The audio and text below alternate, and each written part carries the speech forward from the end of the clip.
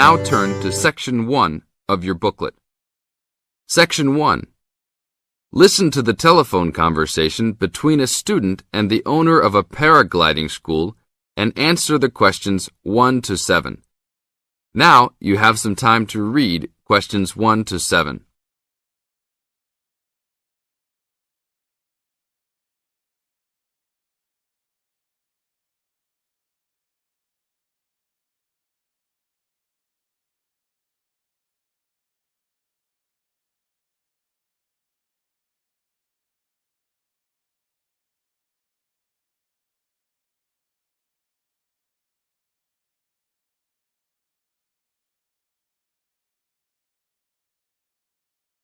Hello, Paraglider's Paradise.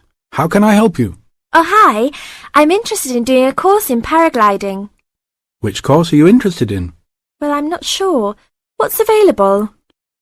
We've got the introductory course, which lasts for 2 days. Okay. Or there's the 4-day beginner's course.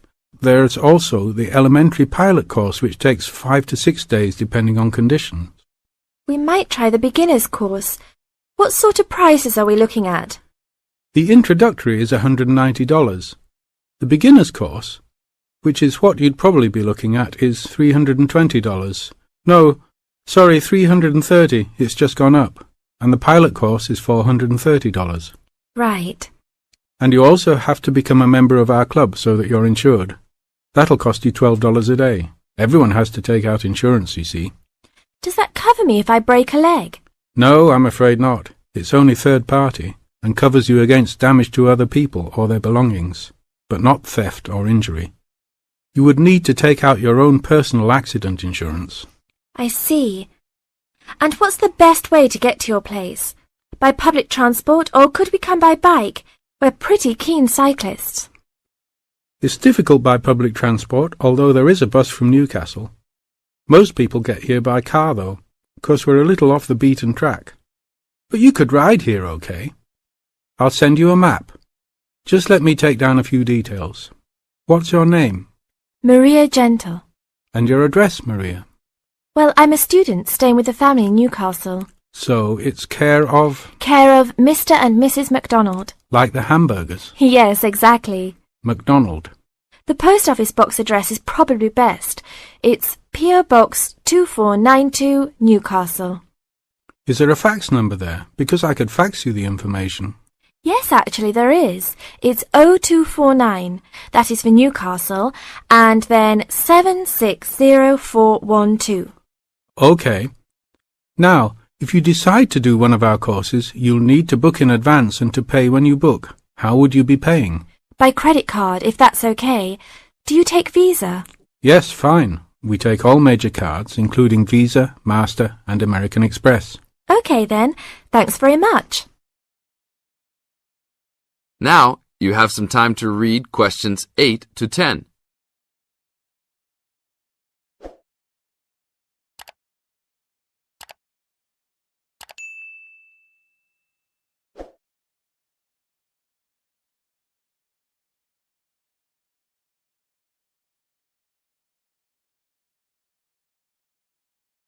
As the conversation continues, answer questions 8 to 10. Hi, Pauline. Hi, Maria. What's that you're reading? Just some information from a paragliding school. It looks really good fun. Do you fancy a go at paragliding? Sure. Do you have to buy lots of equipment and stuff? Not really. The school provides the equipment, but we'd have to take a few things along. Such as? Well, it says here, clothes wear stout boots, so no sneakers or sandals, I suppose. And clothes suitable for an active day in the hills, preferably a long-sleeved t-shirt. That's probably in case you land in the stinging nettles. It also says we should bring a packed lunch.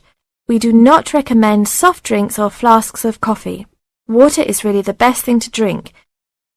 We'd also need to bring suntan lotion and something to protect your head from the sun. Okay, that sounds reasonable. And where would we stay? Well, look, they seem to operate a campsite too, because it says here that it's only $10 a day to pitch a tent. That'd be fine, wouldn't it? And that way we'd save quite a bit, because even a cheap hotel would cost money. Or perhaps we could stay in a bed and breakfast nearby. It gives a couple of names here we could ring. I think I might prefer that. Hotels and youth hostels would all be miles away from the farm, and I don't fancy a caravan. No, I agree.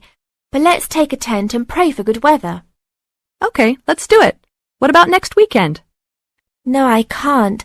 I'm going on a geography field trip. And then it's the weekend before exams, and I really need to study. Okay then. Let's make it the one after the exams. Fine. We'll need a break by then. Can you ring and... This is the end of Section 1.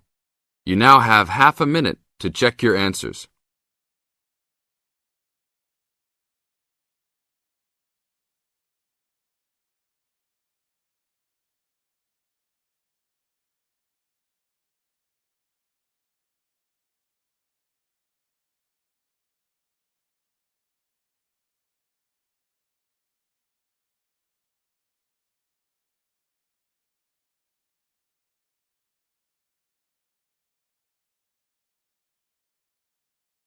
Now turn to Section 2. Section 2. You are going to hear an interviewer who is interviewing Alan. He made a great discovery of Mungo National Park. First look at questions 11 to 15.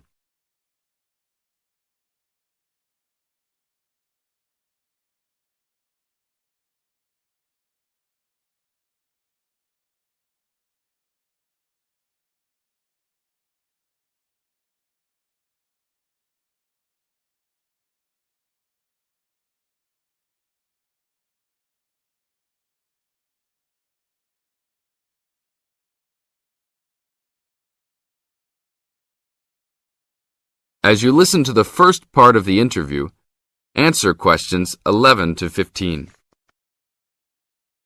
An event occurred in 1996 over a period of 3 days that attracted considerable attention at the time and led to a new find in Mungo National Park, which is the focal point of the Willandra Lakes World Heritage Area in New South Wales, Australia. I talked to Alan Moore, the organizer of this trip, about his experience. Alan, what was the purpose of your trip? Well, as you know, I love the outback and lead tours of people wanting to go into more remote parts of the country. However, I thought it was time for me too to have a holiday. So I packed up my family and we went to Mungo National Park. Why did you choose this location? It holds a record of Aboriginal life stretching back over 40,000 years. And of course, I wanted my young kids to be amazed by the main feature of the park, the remarkable Walls of China, as they're called, where wind and water erosion have exposed this long history. I see. What was the weather like? It was unusual for that time of year. The rain was just one continual downpour after another. We were always soaked to the skin. So we decided to cut our holiday short and only stayed 3 days in the end. However, it was eventful. The obvious problem was to get back to the nearest town, a small place called Burunga. But the dirt roads out there are always impassable after rain, so we settled down for a long, wet wait in the park. We didn't really mind because the scenery was so interesting. However, the kids wandered away without our noticing, and eventually we realized they must be lost. So we used our two-way radio to contact the park rangers and the police, and a helicopter was sent. Luckily, the kids were found within a few hours, but they'd made an important discovery. Now look at questions 16 to 20.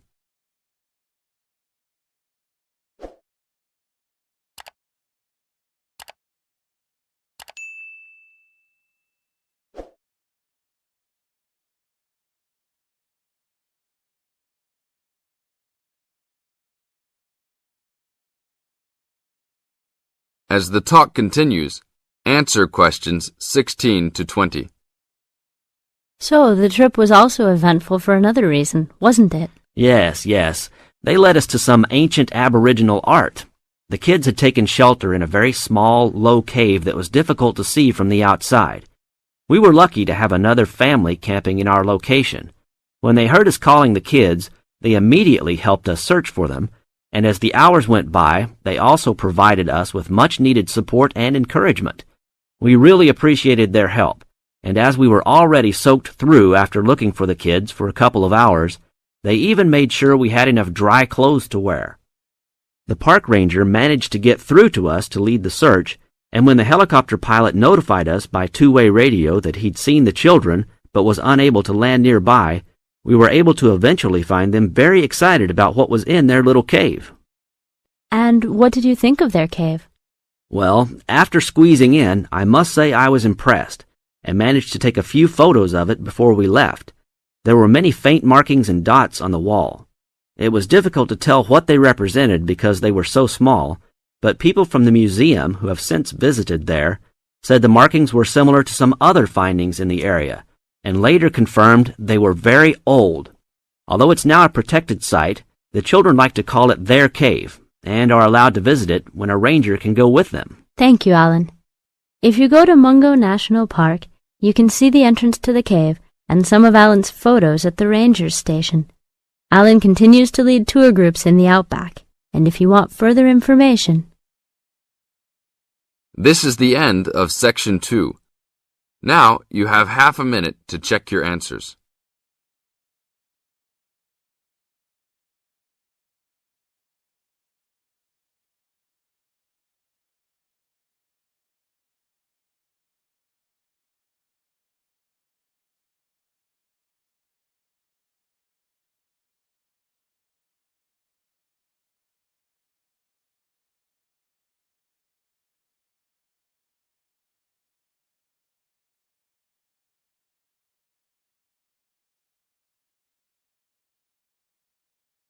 Section 3. You are going to hear a conversation between Sally and Ben. They are new college students. You now have some time to read questions 21 to 25.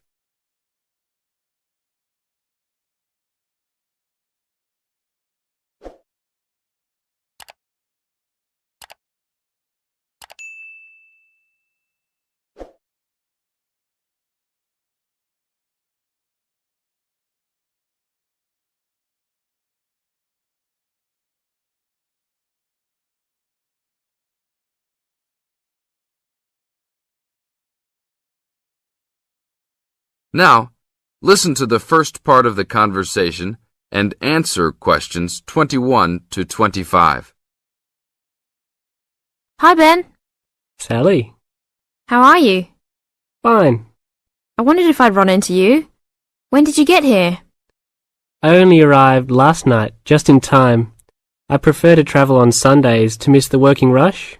I suppose you arrived in plenty of time. Oh, I've been here for 4 days now, so it must have been Thursday that I arrived. I like to have a good chance to look around and settle in. I should have come earlier too. I'm hoping to get a part-time job. Well, you've no time today, I suppose. Do you still plan to be an architect? Yes, it's what I've always wanted to do. And you were planning to do economics, weren't you? Yes, I was, but now I've decided on psychology instead. How many textbooks do you have to get? I've been given this long list, and I'm sure they'll cost a fortune. See? That looks a lot. It's longer than my list. Well, it's 14 all told. So I might use library copies instead of buying some of them. What about you? I'll probably buy the whole lot of mine because I only have 5 on my list, although I'm sure there are many more I'll have to read. Luckily, we don't have to read them all straight away. Have you got your class timetable yet? It came with the book list. When do your lectures start? Tuesday. That's tomorrow. How about yours? Oh, I've got an extra day, the day after yours start. Now you have some time to read questions 26 to 30.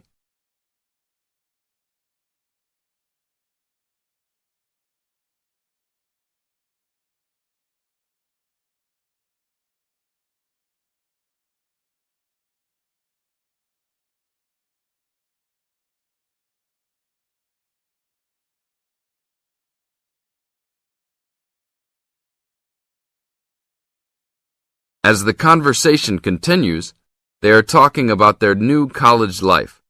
Listen carefully and answer questions 26 to 30. It's nothing like school, is it? Not so far. And the lectures will certainly be different.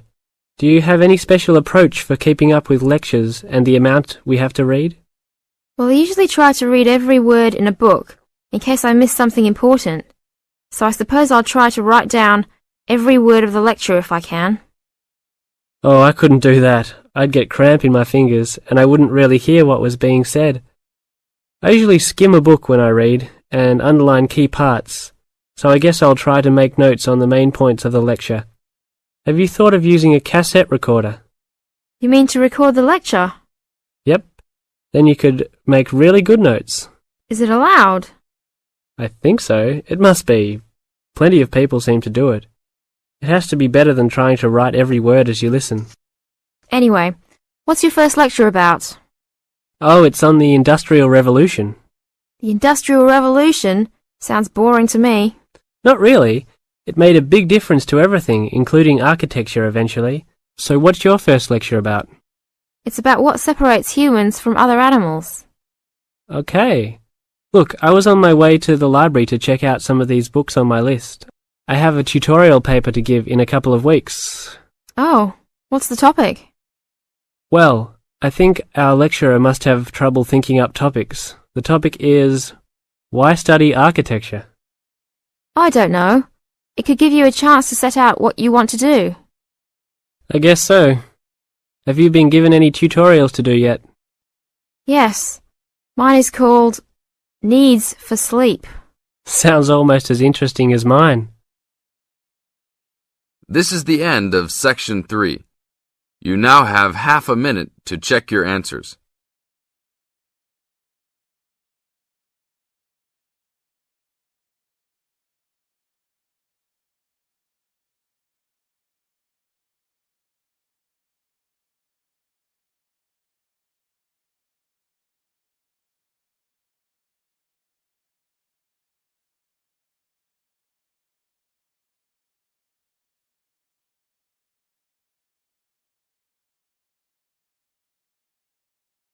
Now turn to Section 4. Section 4. In this section, you are going to hear a talk introducing the courses and entry requirements of the Department of Psychology. You now have some time to look at questions 31 to 35.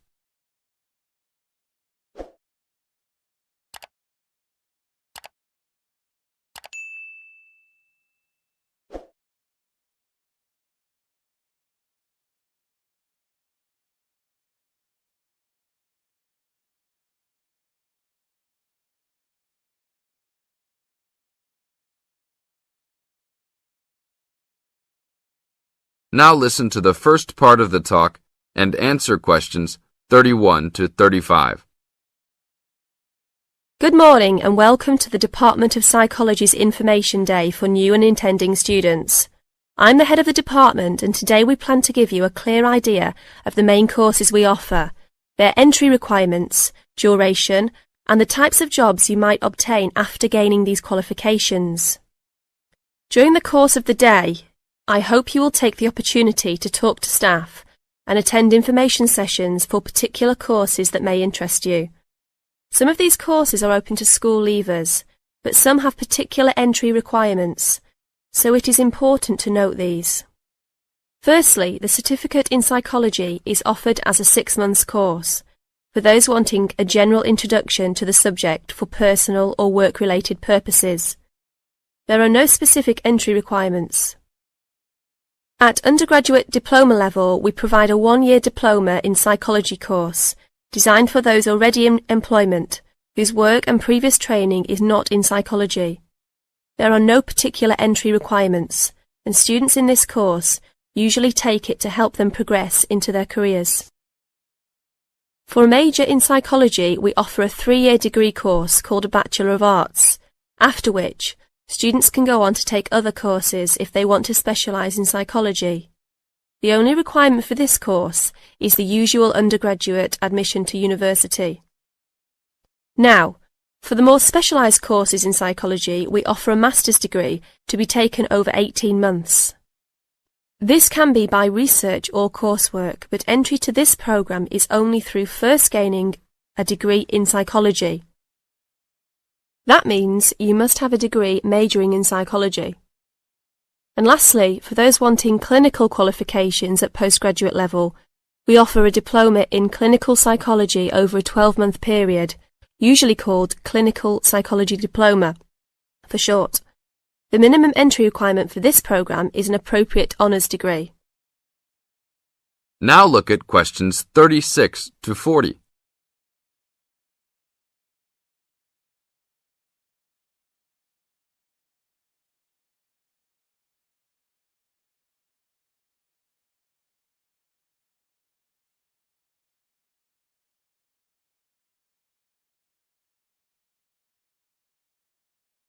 Listen carefully and answer questions 36 to 40. Now, it's also important that you have some understanding of the types of work these courses can prepare you for, and it's useful to know the relationship between the work you might do after you complete the course and the work of others who have studied different courses in psychology. As I said before, the certificate in psychology is for personal interest or possibly for work-related purposes, but doesn't qualify you in any particular way. Our students in this course can range from women who have stopped work to care for their children and the children have now commenced school, to the support staff in a specialised publishing company. They really vary a lot. The undergraduate diploma usually attracts people working in offices such as banks or in some government departments. If you gain a degree with a major in psychology, again, you are not professionally trained, but this could enable you to undertake further training to obtain professional qualifications, or it might just be part of a first degree that will help you to get a good job that doesn't require particular specialisation at that stage. After completing a master's degree, you would expect to have some specialisation, perhaps in research or on a particular aspect of psychology, such as child development. For those who also have a clinical diploma, there are a wide range of jobs available. Some focus on helping people with personal adjustment or family problems. Others might concentrate more on using psychological tests, or perhaps working in particular institutions, such as those for the mentally ill, or in prisons. There are many other job opportunities, so if you are interested to discuss possibilities with any of the staff today. This is the end of Section 4. You now have half a minute to check your answers.